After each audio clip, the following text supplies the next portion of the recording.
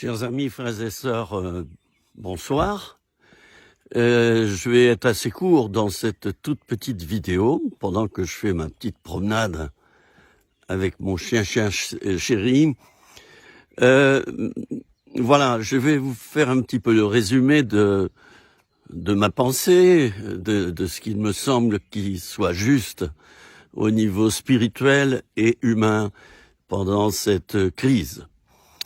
Alors, je vois qu'un petit peu partout, des associations se forment de personnes qui disent, voilà, tel jour, à telle heure, on va prier 1 minute pour la disparition du virus, du Covid-19.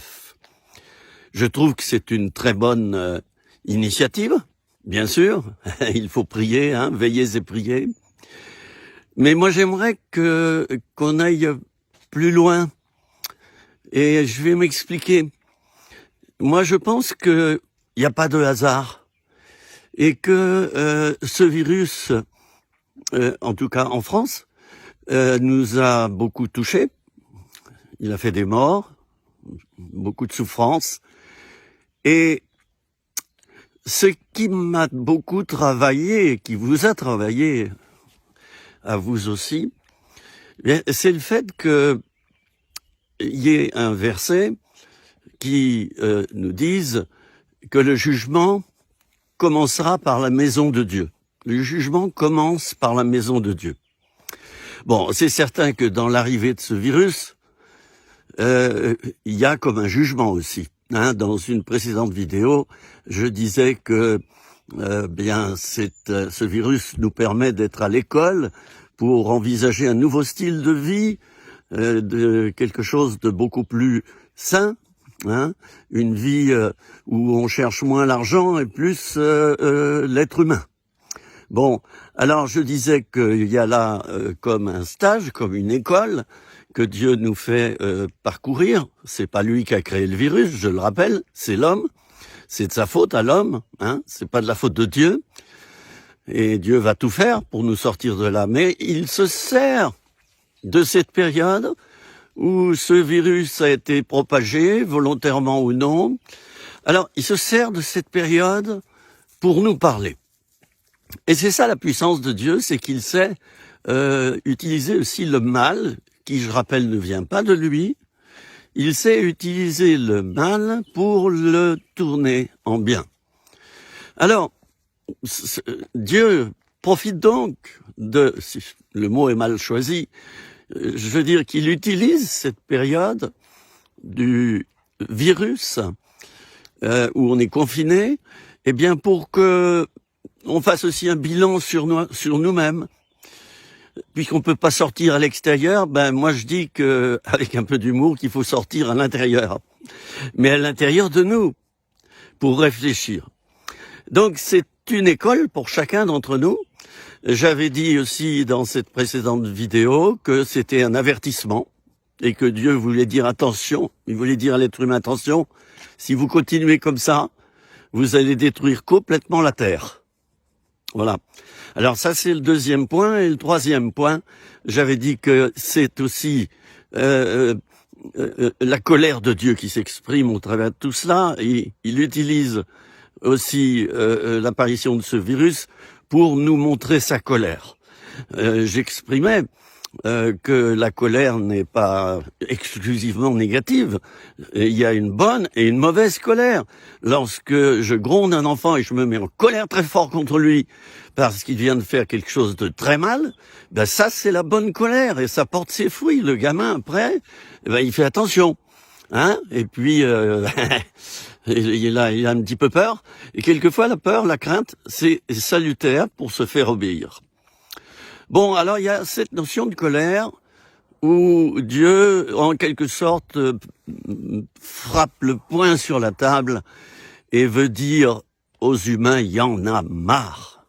Je vous ai parlé d'amour, je vous ai parlé de paix, je vous ai dit que je pouvais pardonner vos péchés, vous sauver, je vous prépare un monde meilleur.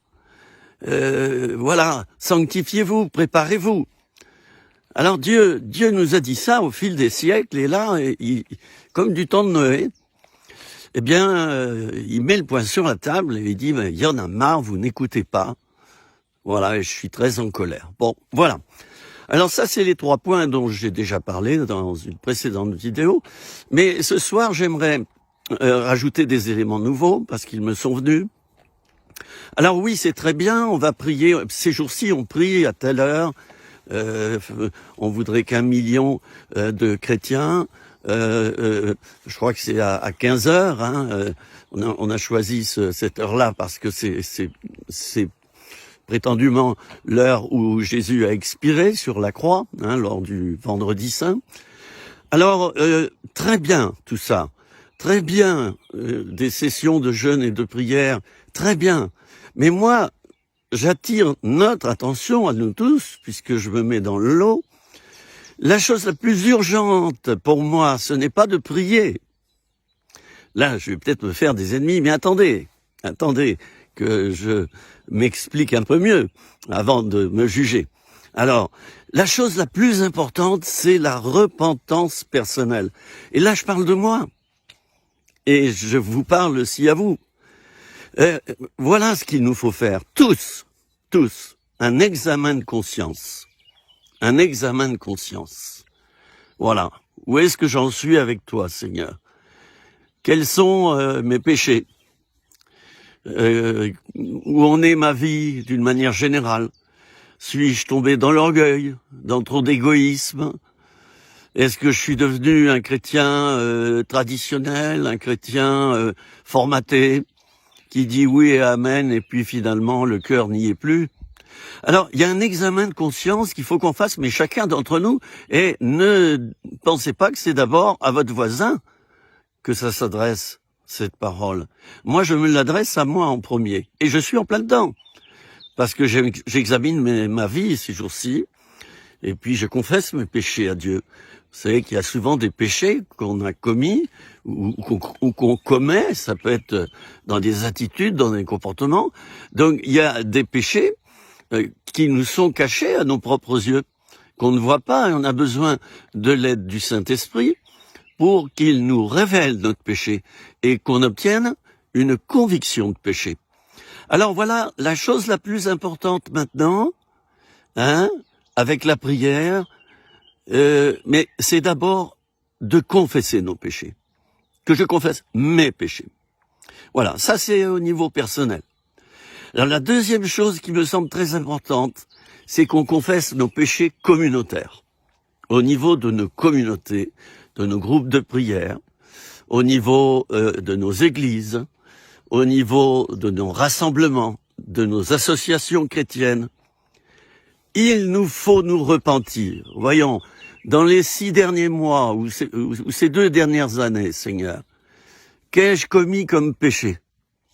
Qu'est-ce qui t'a déplu dans ma vie? Voilà. Alors, je veux pas parler là de rentrer dans l'introspection, hein. Ah non, moi j'en veux pas celle-là. Je lui flanque un coup de pied au derrière et j'ouvre ma porte et je la jette dehors, l'introspection. Non, c'est pas de l'introspection. C'est faire un examen de conscience. D'ailleurs, les catholiques utilisent ce terme, hein, examen de conscience. Je trouve qu'il est très, très approprié.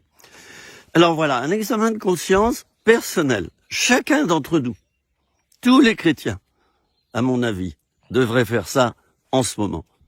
Deuxièmement, un examen de conscience communautaire. Voilà. Qu'est-ce qu'on a fait? Qu'est-ce qui n'a pas été dans le passé et qu'on n'a pas encore confessé au Seigneur et qu'on n'a pas encore changé? Voilà. Et là, si on réfléchit, eh bien on trouvera. On trouvera. C'est comme à la maison, il y a toujours des nettoyages à faire, hein. Même si tout est propre, il y a des nettoyages à faire. On trouvera toujours un petit peu de poussière quelque part. Alors, donc, voilà, cette deuxième chose, c'est de passer par une repentance communautaire. Voilà, quels ont été les péchés qu'on a pratiqués dans notre Église, le légalisme, le jugement, l'esprit de critique, etc., etc., la jalousie, l'amour du pouvoir, qui est mal placé, puisque nous sommes des serviteurs. et non pas des dictateurs. On n'est pas à la recherche de pouvoir dans l'Église. On est à la recherche du service. C'est bien différent. Voilà. Alors, donc cette deuxième chose, ben, je viens de la communiquer, une repentance communautaire. Et puis, vraiment, il faut que nous prenions conscience que c'est d'abord à nous, chrétiens, de faire cela. Alors, on désigne Satan, et j'en entends qui disent que le virus est un démon, alors il faut chasser le démon. Alors, ils passent leur journée à chasser le virus. Hein. Bon, voilà, chasser le virus. Non, moi j'y crois pas. Hein, je chasse l'adversaire.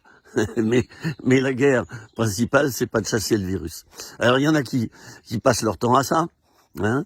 Il y en a d'autres qui utilisent d'autres méthodes, hein, qui vont supplier le Seigneur pendant des heures. Enlève ce virus, Seigneur, enlève-le, éloigne-nous, éloigne ce virus de nous, et qui fait le disparaître. Ben oui, mais de l'autre côté, il y a Dieu qui désire te dire ceci, mon ami. Repens-toi personnellement de tes péchés. Remets ta vie en ordre. On a toujours quelque chose à mettre en ordre. Hein. Ne me dites pas que vous n'êtes pas concerné. Moi, je le suis, vous l'êtes aussi. On a toujours quelque chose à remettre en ordre. Des pardons qu'on n'a pas accordés, des paroles blessantes qu'on a pu dire envers certaines personnes, des actes qu'on a faits de ci, de là. Il y a toujours quelque chose à revoir. Hein. On n'est pas parfait. Hein. On n'est pas parfait. Voilà. Alors donc, commençons par là, chacun d'entre nous. Repentance personnelle, repentance communautaire. Et puis, alors, là, je pense que Dieu, bien, il va entendre que le message est passé. Il va comprendre qu'on a compris. Et je pense que là, nous nous mettrons en état pour que ce virus s'en aille, régresse dans un premier temps, puis s'en aille. Alors, la suite, c'est quoi? Faudrait que nos autorités se repentent, parce qu'elles baignent. Oh, c'est très facile à résumer. Elles baignent dans le mensonge, elles baignent dans le crime, dans la pédophilie, elles baignent nos autorités dans la manipulation, et dans quantité de péchés qui sont donc notoires et de plus en plus on peut de plus en plus les voir, ces péchés-là, parce qu'il y a les réseaux sociaux maintenant, et la vérité, elle transparaît très très vite. Hein, quand un politique nous dit une ânerie et qui commence à nous raconter ses salades, hein, bon, eh ben, on vérifie certaines choses sur les réseaux sociaux, on tombe sur des fichiers très très bien faits, qui ont été voilà des exposés très intelligents de la part d'hommes et de femmes qui sont vraiment spécialisés et qui nous disent la vérité. Et ça, il n'y avait pas avant. Il n'y avait pas avant. Alors les autorités, eh bien, il faut qu'elles se repentent. Et oui, Monsieur Macron, Monsieur Castaner, et je vous le dis avec bonté, avec gentillesse, je vous rejette pas, je vous juge pas. Hein, Monsieur Castaner, les mots me manquent pour vous parler ce soir. Revoyez votre copie, Monsieur Castaner. Vous respirez le mensonge. Et non seulement le mensonge, mais la violence, la manipulation. Monsieur Macron, qui avant, vous aimiez tellement serrer les mains. Bonjour, ça va, vous allez bien? Voilà le message de Monsieur Macron. Voilà. Ben, c'est pas ça, un président de la République. C'est pas ça. C'est quelqu'un qui va pleurer avec ceux qui pleurent, qui va souffrir avec ceux qui souffrent. C'est quelqu'un qui met les mains au charbon. Hein? C'est quelqu'un qui a du cambouis sur les mains, parce qu'il va avec le petit peuple, il va avec les pauvres, et en aidant les pauvres, eh bien, il aide les riches aussi en conséquence, puisque les riches deviennent riches à cause des pauvres, qui eux travaillent. Hein, ils ont les mains dans le pétrin. Hein. Mais, cher Monsieur Macron, vous n'avez pas compris ça encore, que en accordant des soins aux pauvres, aux petits de ce pays, vous allez élever le pays. Vous allez élever la France. Mais non, vous partez dans des grandes conférences, des grandes discussions, l'Europe, l'Europe, l'Europe, l'Europe. Allez, et on délocalise, et puis on casse tout. Et on casse tout. Et on vend la France, on la coupe en morceaux. C'est un puzzle. Et puis, voilà. Non, c'est pas possible ce que vous faites. Mais tout le monde vous le dit. Mais vous voulez pas écouter. J'ai raison. Parce que je suis Monsieur Macron. Et que Monsieur Macron a été élu. Et donc, il a raison dans ce qu'il fait. Il a été élu pour le faire. Et j'ai raison. Alors, Monsieur Macron, vous nous avez bien entourloupé avec vos grandes soirées là participatives de débat avec le peuple. Qu'est-ce qu'il en est sorti? Rien du tout. Vous vous êtes moqué de nous. Vous vous êtes moqué de nous. Et oui, c'est messieurs Macron, Castaner, Nunez, oh, qui a eu des décorations, oh, que c'est beau. Mais oui, mais moi, quand je vous vois parler, je vois dans vos yeux quelque chose qui est pas clair. Monsieur Nunez, c'est pas clair du tout. C'est pas clair, il y a beaucoup de mensonges. Vous jouez la comédie. C'est pas net. C'est pas net du tout. Alors, il y en a d'autres. Ce cher monsieur l'Allemand, qui nous a fait une petite repentance l'autre jour. Bon, ben pourquoi pas. J'ai trouvé ça honnête. Et je pense qu'il y a mis aussi un peu de cœur. Hein. Bon, monsieur l'Allemand, là c'est pareil, il va falloir revoir votre copie parce que le temps, hein, où... bon, je vais pas vous parler de ce qui s'était passé en Allemagne autrefois. Mon père était prisonnier de guerre. Hein. Il a connu la guerre. Alors je me tais. Mais vous voyez ce que je veux dire? On n'a pas besoin de gens comme ça. C'est pas c'est pas vous qui allez nous la faire. Vous n'êtes que préfet de police de Paris, cher monsieur l'Allemand, et vous savez, vous avez beau nous faire peur, là, avec vos airs narquois. Je ne mange pas de ce pain-là. Nous ne sommes pas de la même école. Arrêtez de toiser les gens avec orgueil et devenez simple, monsieur l'Allemand. Devenez un homme du peuple. Aimez le peuple avant de vouloir le bastonner comme vous aimez le faire. Parce que quand vous êtes entré en fonction à Bordeaux et que ce cher monsieur Juppé, maire de Bordeaux, a su que c'était vous qui étiez nommé préfet, on a encore l'enregistrement, hein, il passe en boucle. Hein. Monsieur Juppé a dit ah tiens, le nazi arrive dans notre région. Bon, vous avez une mauvaise réputation et elle est en partie justifiée, mon cher monsieur. Parce que moi, j'ai examiné déjà la manière dont vous vous comportez. Bon, alors ça va pas du tout. Hein. Vous prenez les gens de haut. On sent que vous êtes le grand spécialiste de la sécurité en France. Hein, et vous avez dit aux Français, moi, je suis là, on me la fera pas. Faites gaffe. Parce que moi, je me laisserai pas faire. Hein. Voilà. Vous faites passer des messages comme ça. On n'est pas des enfants. Hein.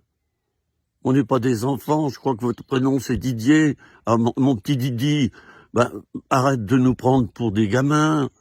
On n'est pas des gones, comme on dit ici à Lyon. Les gones, c'est les enfants.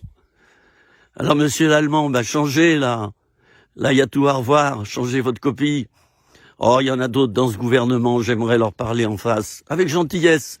Un monsieur Philippe, ça c'est le dandy, c'est le gars bien, hein. Il a de la prestance, il pèse chacun de ses mots, bien habillé, surveille chaque propos qu'il a préparé, il parle aux Français, l'air sérieux, Ouais, vous êtes un exécutant, excusez-moi, mais vous êtes à la botte du président de la République, je vous le dis avec respect. Vous lui obéissez, et vous devriez plutôt que par moment lui résister un petit peu. Parce que vous avez un pouvoir, monsieur le Premier ministre. Utilisez-le. Hein. Il y a des choses qui sont pas bonnes. D'ailleurs, on laisse entendre que le discours qui aura lieu après le déconfinement, hein, on parle du 14 juillet, on laisse entendre que Monsieur Macron va stopper toutes ces réformes et va en annoncer d'autres. En tout cas, il va donner une nouvelle direction pour le pays. Autrement dit, on jette tout et on recommence. Alors bon, j'espère, cher Emmanuel, ça veut dire Dieu avec nous. Faudrait que tu portes bien ton nom, Emmanuel Macron, ton prénom. Faudrait que tu le portes bien, parce que là, ça te colle à la peau quand même. Il y a quelque chose de Dieu dans ton nom. Et Dieu t'observe, tu sais. T'as beau te cacher. T'as beau pêcher en cachette, t'as beau faire toutes tes entourloupes, parce que on les connaît, on te connaît maintenant. T'as beau nous faire ça, lui, Dieu, il te voit. Et il t'aime, mais il veut que tu changes. Voilà, ça c'est important. Voilà, bon, je cite pas d'autres personnes comme cette Madame Buzyn. Je préfère pas en parler parce que je suis trop en colère, là. Et ma colère, elle serait pas juste. Je dirais des paroles trop désagréables, mais Madame Buzyn, vous nous avez abusé, voyez, Madame Buzyn, vous nous avez abusé. Et en ne prévenant pas suffisamment les Français, suffisamment tôt, eh bien, c'est grâce à vous qu'on vous doit ces milliers de morts, ces milliers de personnes qu'on enterre tous les jours. Ils sont stockés à Rungis, dans un entrepôt, où il faut payer 55 € pour se recueillir 1 heure devant le cercueil, et en fait, le temps véritable qu'on nous donne, c'est 20 minutes. Voilà. C'est du propre. Et puis, il y aurait beaucoup de choses à dire dans ce qui se passe dans les EHPAD en ce moment, où on est en train de pratiquer l'euthanasie à haute dose, chers amis. On tue nos anciens. En ce moment, on tue nos vieillards en leur administrant un médicament qui est en fait un médicament contre les crises d'épilepsie. Et ce médicament a comme conséquence secondaire, c'est d'aggraver toute infection pulmonaire s'il y en a une. Alors, c'est parti mon kiki. J'avais noté le nom de ce médicament quelque part, j'en parlerai une autre fois. Mais en ce moment, donc où le gouvernement a fait paraître un décret autorisant les médecins à prescrire ce médicament qui provoque une sédation, et sous quelques jours, la personne décède. On est en train de tuer par milliers nos personnes âgées, mes amis. Et il n'y a pas grand monde qui dit quelque chose. On se laisse faire. Comme d'habitude, beaucoup de Français sont des moutons. Ben oui. Jésus, lui, parlait des brebis. C'est différent. Il parlait pas des moutons. Paix mes agneaux, paix mes brebis. Ah oui. On nous prend pour des moutons. Voilà, on nous ment. Quand j'entendais l'autre jour le ministre de la Santé dire haut et fort qu'il regrettait que le nombre d'avortements soit en baisse en ce moment. Mais moi, quand j'entends des choses comme ça, je me dis, mais quelle horreur! Quelle horreur! Moi, je me réjouis parce que des bébés vont être sauvés.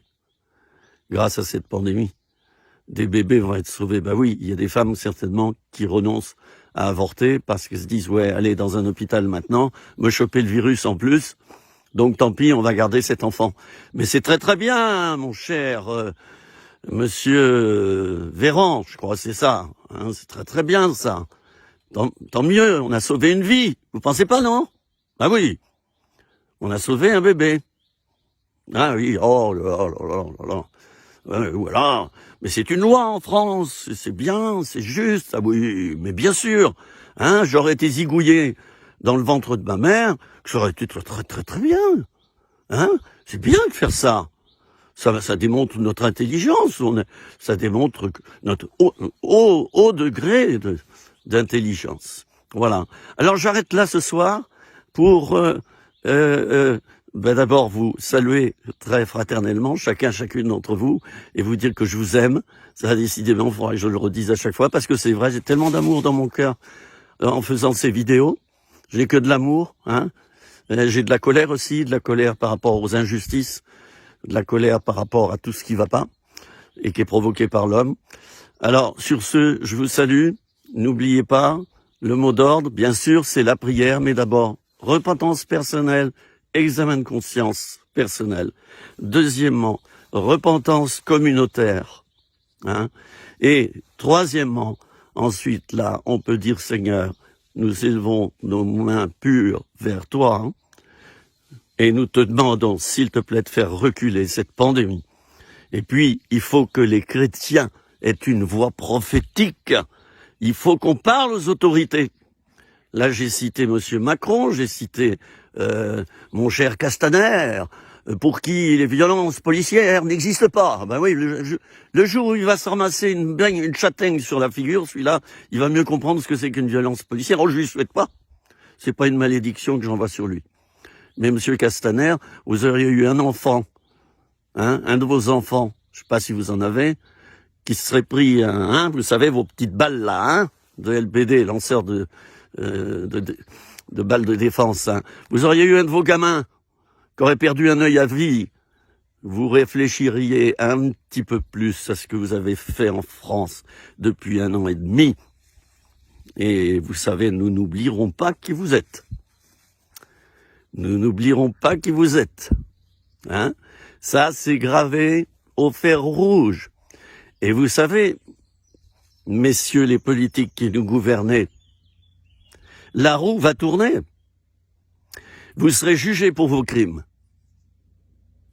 Vous serez jugés, vous passerez devant les tribunaux quand la lumière sera faite totalement sur vos comportements actuels qui consistent à laisser mourir des milliers de gens en masse, ne pas leur fournir de masques suffisamment tôt. On les aura fin juin, ils sont distribués en juillet, à la belle affaire. C'est bien, hein? Vous avez mis 6 mois, hein? 6 mois. Par contre, je préfère me taire. Hein? Il y a des choses, quand c'est commandé depuis l'Élysée, il y a des garçons de course, hein, qui livrent des lettres, des courriers, des choses urgentes, ou s'il faut acheter un médicament et tout, dans l'heure. Ça arrive à l'Élysée ou à Matignon. Hein.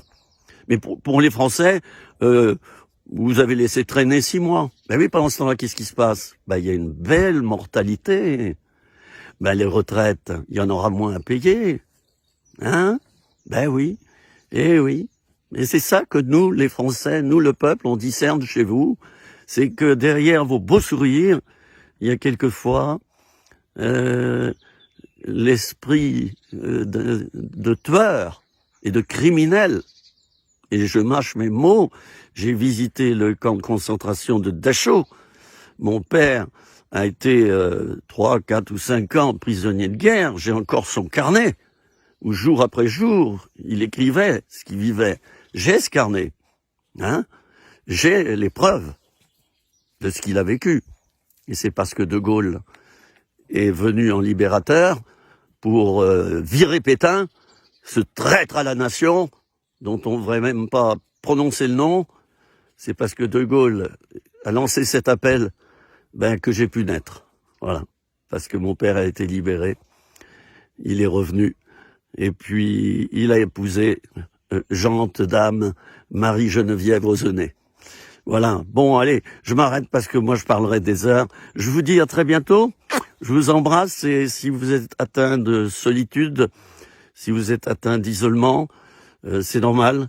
C'est normal. Alors, eh bien,